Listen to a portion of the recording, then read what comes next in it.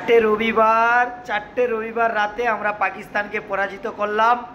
প্রথম 14 তারিখে পরাজিত করেছিলাম, তারপর 21 তারিখে পরাজিত করেছিলাম, তারপর 28 তারিখে পরাজিত করেছিলাম। সমস্ত কিছু যা কিছু ঘটেছে সেটা এশিয়া কাপে ঘটেছে। তো গত আগের দিন আমাদের মহিলা ক্রিকেট দল পাকিস্তান মহিলা ক্রিকেট দলকে পরাজিত করেছে। তো বেশ সুখবর দিয়ে পেয়ে গেলাম আমরা।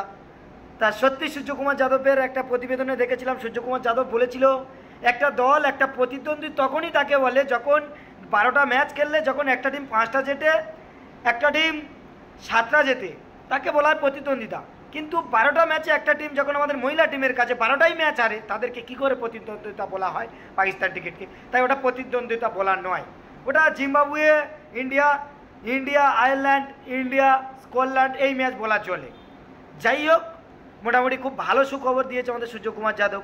কিন্তু আমি একটা জিনিস বুঝতে পারি না, বর্তমানে আমাদের ইন্ডিয়ান ক্রিকেটের সিলেক্টররা এই হর্ষিত রানা সুমন গিল এরা অটো চয়েস হয়ে গেছে 3 ফরম্যাটে। আমি বুঝতে পারি না কিভাবে ভাই হর্ষিত রানা 3টে ফরম্যাটে এখন অটো চয়েস। টেস্টে খেলছে, T20 খেলছে, ওয়ানডে খেলছে। লাস্ট এশিয়া কাপে তাকে দেখলাম সে খেললো, লাস্ট টেস্টে ওয়েস্ট ইন্ডিজের বিরুদ্ধে দেখলাম সে খেললো, ফের অস্ট্রেলিয়ার বিরুদ্ধে দেখলাম ওয়ানডে সিরিজ ঘোষণা হয়েছে, সেখানেও হর্ষিত রানা রয়েছে। ভাই আমি এই গম্ভীর জামানায় এসে একটা জিনিস আমি বুঝতে পারি না, সবাই হয়তো বলে গম্ভীর এসে ভালো হয়েছে। ভাই গম্ভীর এসে যতটা না ভালো হয়েছে তার থেকে আমাদের ইন্ডিয়া ক্রিকেট টিমে তার থেকে বেশি পতন হয়েছে। সেটা কি আপনারা জানেন? ভালো করে ভেবে দেখুন তো। গম্ভীর আসার পরে আমরা বর্ডার গাভাস্কর ট্রফি হেরেছি, গম্ভীর আসার পরে শ্রীলঙ্কা ওয়ানডে সিরিজ হেরেছি, গম্ভীর আসার পরে আরও কত কি হার আমরা দেখবো তার ঠিক নেই। তারপরেও গম্ভীর করে ঠাপাচ্ছি আমরা। গম্ভীর আসার পরে আমরা অনেক পতন দেখেছি ভাই। গম্ভীর আসার পরে বিরাট কোহলি অবসর নিল, গম্ভীর আসার পরে গম্ভীর আসার পরে রোহিত শর্মা ক্যাপ্টেন হারালো, রোহিত শর্মা T20 থেকে সরে দাঁড়ালো, অবসর নিল, রোহিত শর্মা টেস্টে থেকে সরে দাঁড়ালো, বিরাট কোহলি টেস্টে থেকে সরে দাঁড়ালো এবং T20 থেকে সরে দাঁড়ালো। জাদেজাকে ওয়ানডে টিমে দেখা যাচ্ছে না, জাদেজারও কেরিয়ার খেয়ে নিল। রবিচন্দ্রন আশ্বিনকে গম্ভীর আসার পরে টেস্ট থেকে বাদ দেওয়া হলো এবং ODI থেকেও অবসান হয়ে গেল। তাহলে ভাই গম্ভীর আসার পরে যতটা না উন্নতি হয়েছে তার থেকে পতন হয়েছে। গম্ভীর করে মরে রয়েও না। এই গম্ভীর ভিতরে ইন্ডিয়ান টিমকে পুরোপুরি ছাঁটাই করে ফেলছে।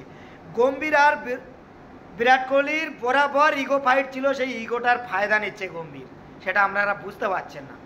গম্ভীর যতদিন থাকবে ভিতর থেকে সাফ করে দিয়ে যাচ্ছে ইন্ডিয়ান টিমকে।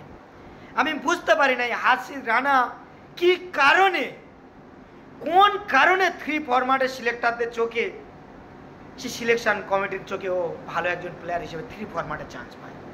এটা আমাকে জবাব দিতে পারবে? এটা আমি ভেবে পাই না। যদি আমার ভিডিওয় কোনো ভুল ত্রুটি হয়ে থাকে তার জন্য মার্জনীয়, ভুল ত্রুটি ক্ষমা করবেন। আর যদি আমার ভিডিও আপনাদের ভালো লেগে থাকে একটা লাইক কমেন্ট শেয়ার করবেন, আর নিত্য নতুন আপডেট আমি আপনাদের দিতে থাকবো। Thank you so much. আর এটুকুই মনে রাখবেন, ইন্ডিয়া ক্রিকেটে বিরাট কোহলি রোহিত শর্মার জামানা খুব তাড়াতাড়ি শেষ হতে চলেছে।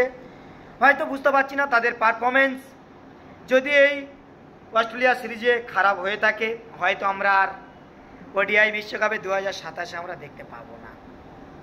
এটাই আমাদের কাছে আফসোসের বিষয়। কিছু করার নেই, নতুন প্রজন্মকে চান্স দিতে হবে। ঠিক আছে চান্স দেবো, কিন্তু তাদেরকে একটা টাইমিংয়ের ব্যাপার থাকে।